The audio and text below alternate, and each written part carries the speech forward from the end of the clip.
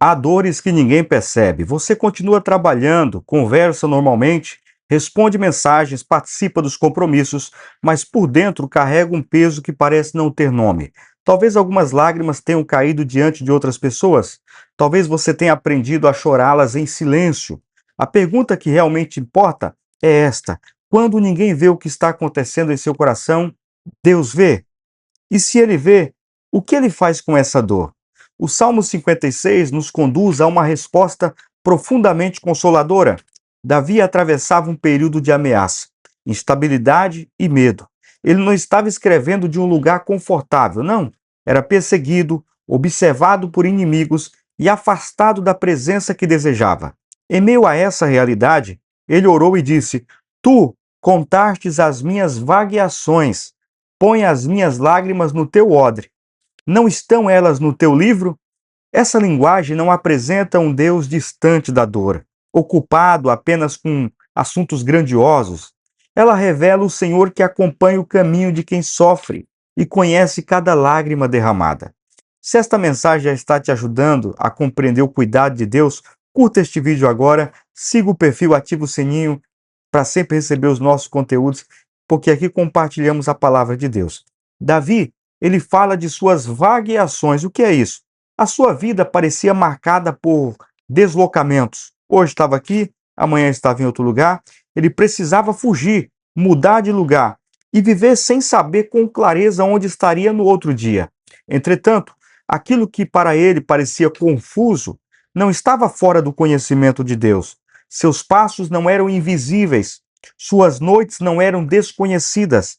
O seu medo não era tratado como fraqueza desprezível. O Senhor sabia onde ele estava, porque estava cansado, e quanto aquela perseguição lhe custava, Deus sabia. Essa verdade precisa alcançar o nosso coração. Há momentos em que a dor produz uma sensação de abandono. Não é apenas a situação que machuca, também dói imaginar que ninguém compreende a dimensão do que estamos vivendo. Algumas pessoas escutam, mas não conseguem sentir o peso. Outras oferecem respostas rápidas para feridas profundas. Deus, porém, não observa superficialmente por fora, longe, não. Ele conhece a história inteira, inclusive as partes em que você nunca conseguiu explicar. Ele sonda a mente, ele sonda o coração. O salmista pede que suas lágrimas sejam colocadas no odre. Ele usa uma imagem poética de preservação. O que era o odre? Era um recipiente conhecido no mundo antigo. A figura comunica que diante de Deus, nenhuma lágrima é desperdiçada ou esquecida. Não significa que o Senhor precise guardar literalmente cada gota. Significa que a nossa aflição tem importância para Ele. O que caiu dos seus olhos não desapareceu da memória de Deus. O céu não trata a sua dor como algo irrelevante, como mais um que sofre, não. E aqui está uma verdade essencial. Deus não se alegra com o nosso sofrimento, mas Ele pode agir dentro dele. Ele não chama o mal de bem. Ele não exige que finjamos estar forte quando estamos quebrados. Ao mesmo tempo, Ele não permite que a dor tenha a palavra final, definitiva, sobre aqueles que confiam nele.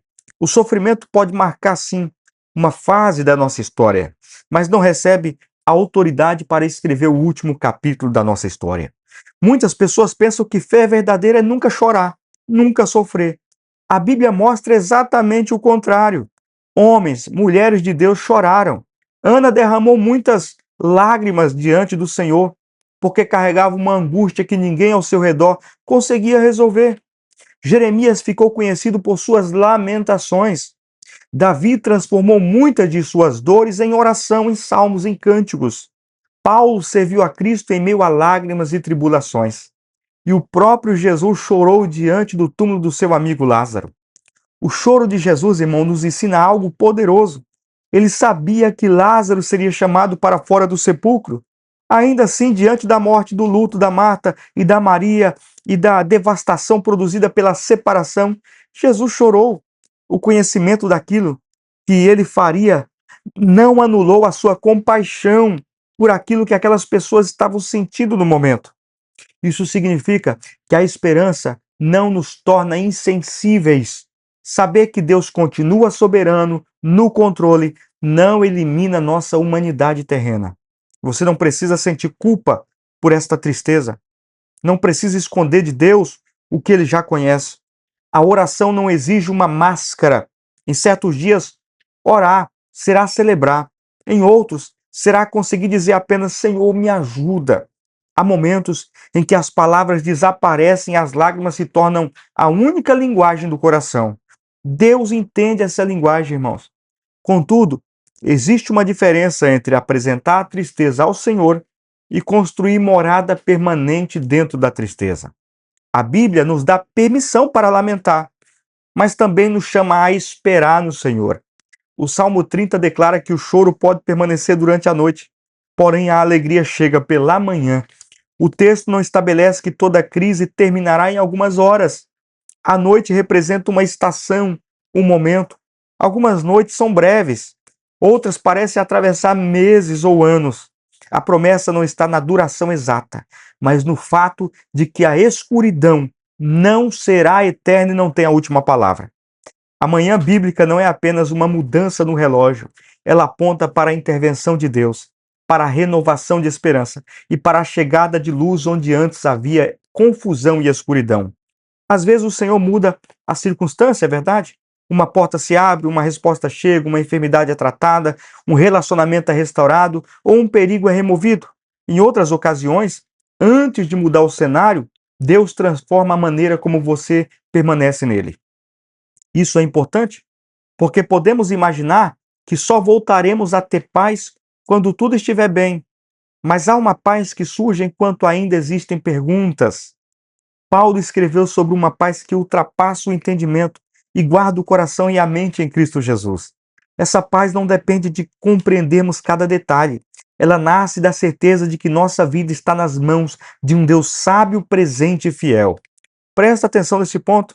A lágrima entregue a Deus pode se tornar lugar de amadurecimento.